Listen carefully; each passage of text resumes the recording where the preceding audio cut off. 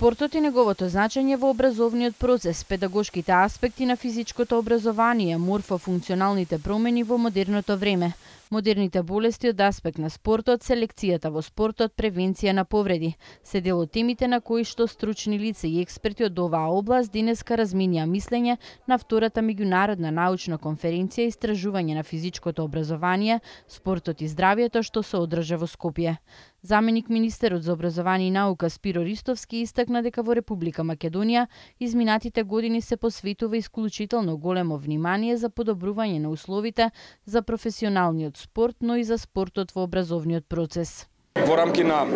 реформите кои што ги спроведувавме на сите нивоа на образование, една од најзначајните реформи е зголемувањето на фондот на часови по физичко, односно по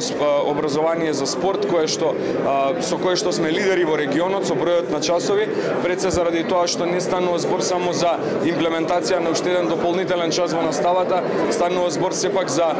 градење на нови генерации, на еден начин за прогресија во животниот стил, пред се од аспект на здравје, правилен раст и развој на учениците, а понатака исто така е значено да се истакне формирањето на спортската академија како академија во која што сите спортски таленти од 4 области кои што се дел од оваа академија за прв пат ќе бидат и веќе интензивно се фокусираме на нивниот професионален развој во делот на спортските активности и капацитети и на еден начин нивно градење во идни репрезентативци на Република Македонија.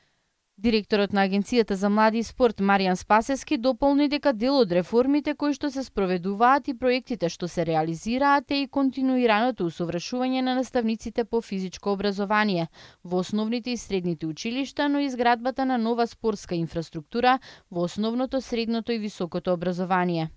Секако она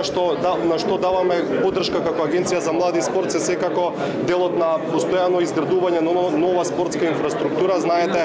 досега во делот на основното, средното и високото образование имаме реализирано голем број на инфраструктурни проекти преку изградба на некаде вкупно 80 на спортски сали, 60 на повеќенаменски игралишта, 80 на тениски терени и сето тоа е во насока на подобрување на базата, односно основата за да може да се изведува наставата по физичко образование, но исто време и да се овозможуваат максимални услови за нашите спортисти кои што професионално се занимаваат со спорт да имаат секако што е можно подобри услови за спорт и спортски активности.